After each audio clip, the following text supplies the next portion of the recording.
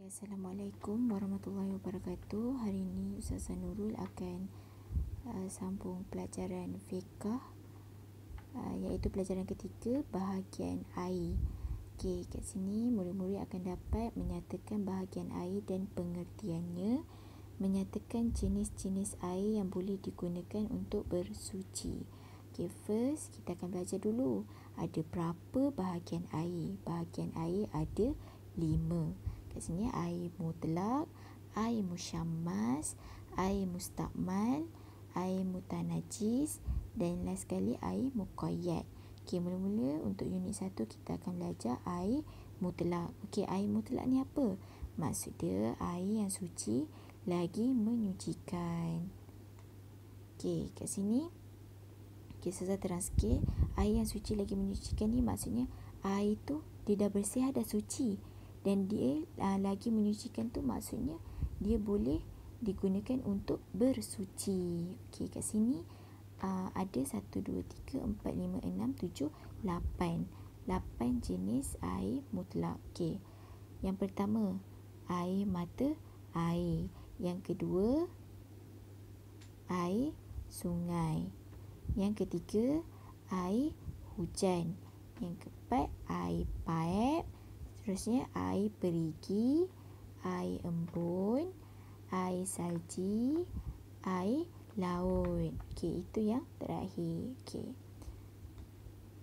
Okey, kat sini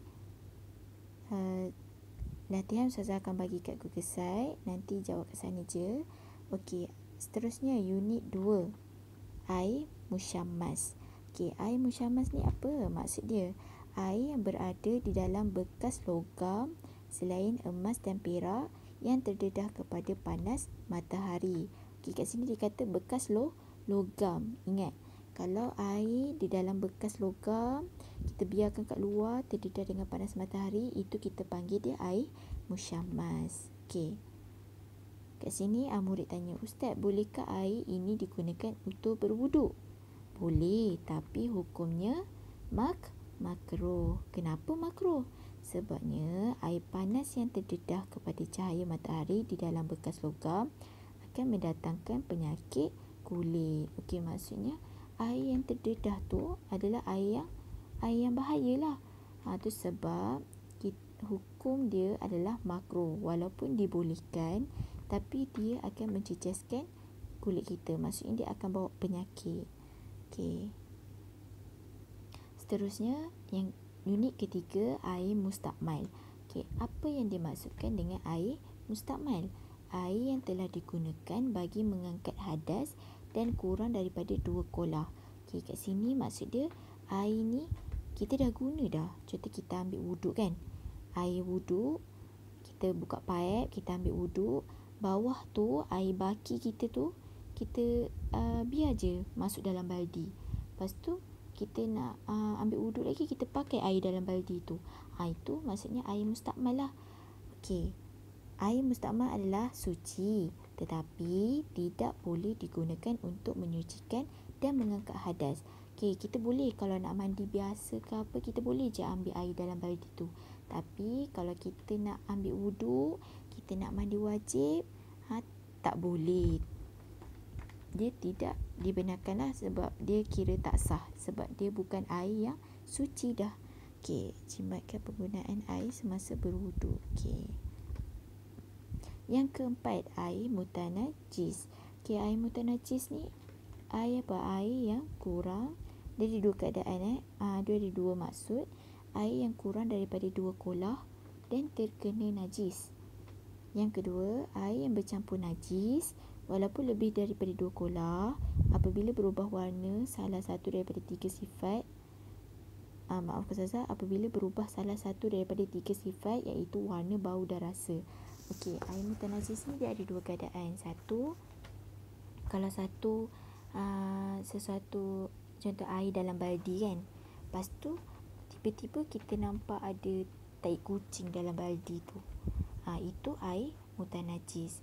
Okey, tapi kalau air yang dalam kolah tu, kalau kita selalu nampak kolah yang kat masjid tu kan, yang kat surau, kalau ada kolah yang lebih daripada 2 kolah, tiba-tiba kita nampak ada tai kucing kat situ, tapi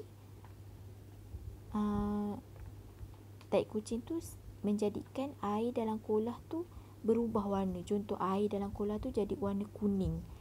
Itu pun dikira air mutanajis. Tapi kalau air tu okey je, kita tengok jernih je, bau pun tak ada bau, kita rasa pun rasa air paip biasa je, itu tidak dikira air mutanajis.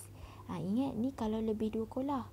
Kalau kurang 2 kolah, ada najis, tetap kira air mutanajis. Tak kisahlah tak ubah warna ke, tak ada bau ke, rasa air paip je ke, tapi kalau dah kurang 2 kolah, dia dikira air mutanajis.